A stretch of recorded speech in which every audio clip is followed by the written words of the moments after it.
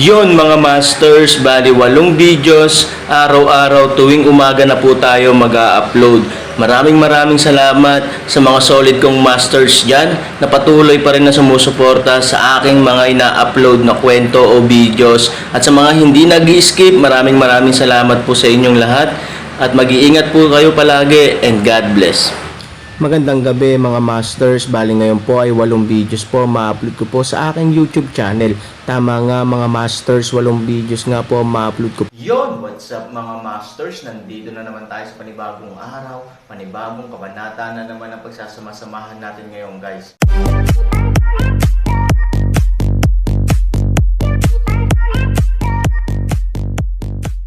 Bali mga masters, kung bago ka pa lang po sa aking YouTube channel, please click the subscribe button, lalong-lalo na po yung notification bell guys, para maging connected pa rin tayo sa isa't isa at maging updated kayo sa mga susunod ko pang video. Bali mga masters, bago natin umpisahan ng kwento ay mag-shoutout po muna tayo para sa mga solid nating tagapakinig. Shoutout kay Jeps, shoutout kay Norlisa Sugay. Yun na nga mga masters, no? Bali hindi na ito patagalin. In 3, 2, 1, let's go!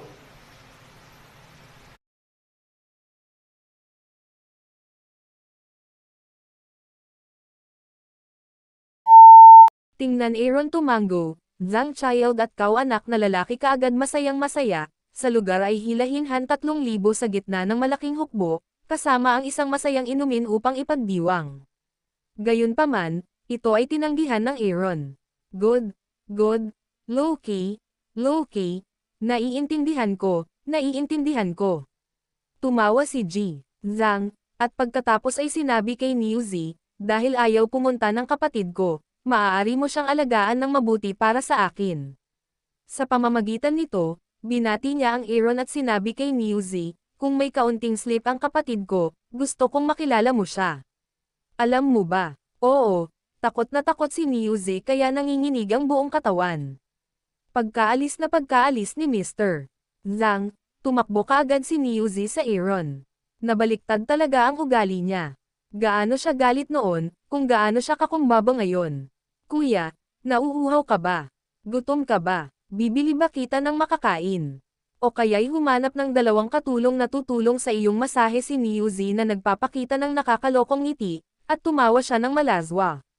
Hindi. Tumingin si Aaron sa mga tao at hindi mapigil ang matawa. Gusto mo bang magpahinga? Kukuha ako ng isang tao na kukuha sa iyo ng isang sedan na upuan, o mayroon ka bang iba pang mga pangangailangan? Patuloy na tanong ni Niu Zi. I just need you to keep quiet. Aaron, nasa parehong lugar si Niu Zi. Sa sandaling maliwanag na, nagsimulang muli ang mga tropa patungo sa lungsod ng Chanho. Bandang tanghali ng sumunod na araw, muling lumitaw ang sky-high wall ng Chanho City sa harap ng Aaron. Kung tungkol sa Aaron, ito ay isang espesyal na lugar para sa kanya. Ito ay maaaring ituring na simula para sa kanya upang makapasok sa mundo sa unang pagkakataon. Ngayon sa pagbabalik niya, iba na ang identity at status niya. Basta, muling bisitahin ang lumang lugar, hindi maiwasang isipin ang mga matatanda, hindi rin alam siya tao ngayon kung paano. Sa pinsan niya, kamusta? Ngayon lang, ibinalik sa realidad ang Aaron sa ingay. Ang mga tao sa lungsod ng Chanho ay maingay at masigla. Ang tanawin ng Do City noon ay parang ngayon. Malinaw na ang momentum ni Fuya at ng kanyang pamilya ay may mahalagang papel, at maraming tao sa Jiangho ang naaakit sa kanila. Matapos makapasok sa lungsod, kasunod ng karamihan, ang Aaron at ang iba pa ay dahan-daang naglakad patungo sa pangunahing lugar ng lungsod. Sa gitnang lugar ng pangunahing urban area, nagtayo si Fuya at ang kanyang pamilya ng isang malaking lugar. Mayroong libu-libong mga mesa sa venue. Ang bawat mesa ay gawa sa top-grade solid wood, na natatakpan ng ginto at jade tablecloth, at pagkatapos ay inilagay ang iba't ibang mga delicacy. Makikitang mayaman at makapangyarihan si Fuya at ang kanyang pamilya. Sa harap, mayroong ilang hilera ng mga VIP area na direktang ipinakita ng mga jade table at golden bowl. Sa taas ng VIP area, may malaking rectangular stone platform. Sa oras na ito, sa stone platform, si Fu Mei ay nagsusuot ng makukulay na damit. Ang kanyang mukha ay puno ng estilo, at ang kanyang mga mata ay puno ng espiritu. Para sa kanya, pagkatapos ng napakaraming pasikot-sikot at paghahanap ng napakaraming longfo, sa wakas ay nakapasok na siya sa isang makapangyarihang pamilya at tumaas ng husto ang kanyang katayuan. Sa tabi niya, nakaupo sa magkabilang gilid si Fu Tian at isa pang pangit na binata. Sa likod nila ay ilang senior member ng kanilang pamilya. Natural, ang pangit na binata ay si Ye Shijun, ang anak ni Ye Chengzhou. Kahit na mas pangit ang kapangitan, ito ang bagong pinuno ng lungsod ng Chanho kung tutuusin. Kung hindi, paano ka mahilig sa Fumei? Bilang isa sa pinakamahalagang pinuno, inimbitahan si Ji Zhang sa VIP table. Napapaligiran din siya ng mga dignitaryo o mga bayani na may katulad na mga detalye. Patriarch, nandito na ang lahat. Huwag ka bang umakyat at may sasabihin? Si Fumei ay malumanay na nakatikim ng kaunting alak, magaan ang mga labi, matikas na hitsura. Para sa eksena ngayon, mula hating gabi kagabi, gumamit si Fumei ng halos 10 katulong para maingat na bihisan ang sarili. Ito ay mas malaki kaysa sa sukat ng kanyang kasal kay Ye Shijun. Ang ilang mga tao ay maaaring magtaka kung bakit ang kanyang operasyon ay napaka-abnormal, ngunit para kay Fumei, ito ay normal. Ang pagpapakasal kay Ye Shijun ay isang pagkakataon para umakyat sa langit. Ngayon, gayunpaman, ito ay lamang kapag ikaw ay nasa langit at ang hari ay dumating sa lahat ng mga tao. Ang pag-aasawa ay ang pag-una sa iba at pagkainggit ng libu-libong tao. Ngayon na ang oras para maglaro. Nang marinig ito ni Fu Tian, nahihiya ang kanyang mukha. Alam na niya ang intensyon nito kapag tinitingnan niya ang damit ni Fumei ngayon. How dare he say anything else, Mayor, pinagtatawanan mo ako. Bakit ako aakyat doon bilang isang matanda kung maraming atensyon? Panipi. Oo, Mayor, ang sinabi ng patriarka ay makatwiran. Kung hindi namin sinuportahan ang aming pamilya dahil sa iyo, paano kami magkakaroon ng ganito kagandang panahon ngayon? Kaya, kung gusto mong may magsalita, walang kwalipikado maliban sa Mayor. Panipi, tama na yan. Mayor, ikaw ang pag-asa at kinabukasan para matulungan namin ang aming pamilya. Sino ang magsasalita kung hindi ka magsasalita? Ang isang grupo ng mga executive sa oras na ito ay isa-isang gustong ilagay ang kanilang mga mukha sa pandiya upang purihin si Fumei. Mula noong huling araw na walang salita sa aklat ng langit, ang pagtulong sa pamilya ay tulad ng pagdaragdag ng lamig sa nyebe. Nang tiwala sa sarili ni Fanji ay maaaring makaakit kay Ernst Fumei, na naging target din ng kanyang pamilya, gayunpaman, ang hindi inaasahang pagtatagpo ay nakakita kay Fumei ng isang bagong hari ng. Brilyante si Mei ay nagtagumpay, at ang kanyang pamilya ay bumangon sa pagtaas ng tubig. Paano natin hindi maituturing na ninuno natin si Fumei? Don't say that. May pampaganya. Kung hindi ko ito lutuin ng maaga, paano ko makukuha ang tiwala sa aking pananalita? Patriarch, hindi ko alam kung ano ang iyong pampaganya. Fumei just disdains to sneer sa mga papuri na ito, ngunit ang kanyang mga salita ay puno ng kawalang kasiyahan. Pag-usapan natin ito, boses ni Ye Shijun. Napangiti si Fu Tian. Proud na proud siya at sinabi sa kanyang mga nasasakupan, ano pa ang ginagawa nyo? Dalhin mo sa akin. Oo. Tumalima ang mga nasasakupan at mabilis na umatras. Ilang sandali pa, ang mga nasasakupan ay nagsidatingan na may dalang 2 tapyas ng espiritu. Sa memorial tablet, mayroong memorial tablet ng Aaron at memorial tablet ng Fuyao. Tingnan ang 2 tabletang ito, tulungan si Mei na ito sa sulok lamang ng bibig ay tiktikan ang pangungutya. Tumayo si Fu Tian at pumunta sa gitna ng stage. Tinitingnan niya ang libu-libong tao sa mesa. Sa pamamagitan ng pag-wave ng kanyang kamay, tahimik ang entablado, mga kababaihan at mga ginoo, natutuwa akong tanggapin kayo sa pulong ng pagpili ng pamilya Fuya. Sa ngalan ni Fujiya at ng inyong pamilya, nais kong tanggapin ka rito. Pero bago ako magsimula, may isang bagay muna akong dapat gawin. With that, sabay wave ng kamay, pumunta siya sa stage na may hawak na 2 banal na lugar. Nagkatinginan ang isang grupo ng mga tao. Ano ang ibig sabihin ng biglang may hawak na 2 spiritual tablet sa napakagandang araw na ito? Bakit? Hindi ba ang trono ng Aaron at Fuyao para saan ito? Malinaw na tablet. Sa oras na ito, nagulat sila. Hindi ko alam kung anong ginagawa ni Fu Tian.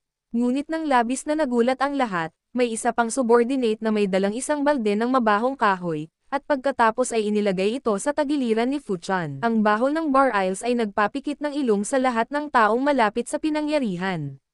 Nakita pa ng ilang tao na malapit nang tumalsik ang dumi ng tubig sa Bar Isles. Pero at the same time, mas natigilan ang lahat. Ito ay isang malaking kapistahan, kumuha ng isang balde ng dumi ng tubig, para saan ito? Tinulungan ko ang aking pamilya na tumanggi noon, at nahulog pa mula sa altar, dahil wala akong mga mata. Lagi kong inilalagay ang aking pag-asa kay Fuyao. Gayunpaman, lumalabas na ang Fuyao ay isang piraso lamang ng basura at maaari, ukit. Ito ay dahil dito kaya ako ay kinaladkad ng mga taong walang kakayahan upang tulungan ang aking pamilya, na humantong sa paghina ng aking pamilya. Tulungan ang pamilya na magsalita. Tama ang patriarch. Bilang Diyosa ng pagsuporta sa aking pamilya, nakipagsabuatan si Fuyao sa isang Earth hybrid, na hindi lamang sumisira sa kinabukasan ng pagsuporta sa aking pamilya, ngunit sinisiraan din ito. Ang isang murang babae na tulad nito ay hindi maaaring mamatay ng maayos sa kanyang buhay, at hindi maaaring magkaroon ng kapayapaan pagkatapos ng kanyang kamatayan. Panahon na para isa publiko ang mag-asawang ito. Sa boses ni Fu Tian, ang mga senior manager ng pamilyang Fu ay nag-echo sa isa't isa ng may matuwid na galit. Itinulak nila ang lahat ng kasalanan ng pagsuporta sa pamilya kay Ivory at Aaron. Kaya, simula ngayon, opisyal kong ibinalita na tatanggalin ko ang mag-asawa sa aking pamilya. Dahil doon, direktang itinaas ni Fu Tian ang balde ng tubig ng dumi at direktang ibinuhos sa mga tablet ng Aaron at Ivory. Si Ivory, na nasa malayo sa labas, ay nakita ang pulbos na kamao ng buong tao na kinurot ng husto. Sa sobrang galit niya ay halos manginig na siya. Nakakita na ako ng walang hiya, pero hindi pa ako nakakita ng ganito kawalan giya. Kahit na sila ay patay, ang pagtulong sa mga miyembro ng pamilya ay dapat ding hayaan silang dalhin ang palayok. Mas mabuti na talagang magkaroon ng ganoong pamilya kaysa dalawa pang magkaaway. Sa ilalim ng maskara ni Aaron, mukha siyang walang pakialam. Hindi siya galit sa ginawa ni Fu Tian, dahil wala siyang nararamdaman para sa kanyang pamilya. Bukod pa rito, maraming beses na silang binitiwan ng Aaron, at ginawa niya ang lahat para sa kanila. Nakatingin sa pinahiya na trono, malamig at masaya nang ngumiti si Fu Mei. Ang pampaganya na ito, bagamat parang nakakadiri, ay talagang ketekam-takam. Sinipa niya si Ivory at ang trono ng kanyang asawa pababa, tinulungan si Tia na ngumiti ng malamig, at sinabi sa malakas na boses, "Kayo, kahit na ang pamilya Fu ay humihina dahil sa pares ng asong lalaki at babae na ito, pagpalain ako ng Diyos na tulungan ang aking pamilya. Kung may phoenix, ikakalat nito ang mga pakpak nito, at si Fu Mei ay ang golden phoenix na tinutulungan ko ang aking pamilya dahil lang sa kanya, wawakasan ng aking pamilya ang nakaraang pagbagsak at maibabalik ang kapangyarihan nito."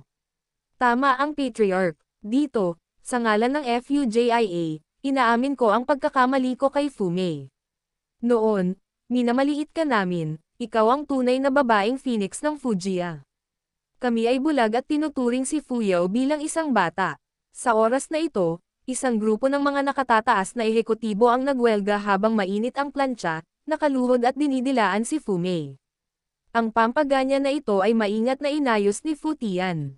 Hindi lang nito maitatapon ang lahat ng nakaraan ng pamilya ni Fu kay Ivory, kundi ipahiya din ang kanilang mag-asawa para ilabas ang kanilang galit.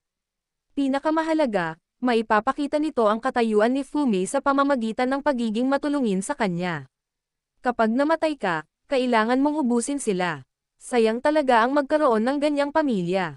Mapait na ngumiti si Bai Xiaosheng at sinabi kay Ivory, "Ang pamilya ko ay asawa at anak ko lang." Si Ivory, na nagalit, ay mas gamaan ngayon. Nakakasuklam sila, hindi ba? Sapat na ba para ipahiya ang mga patay?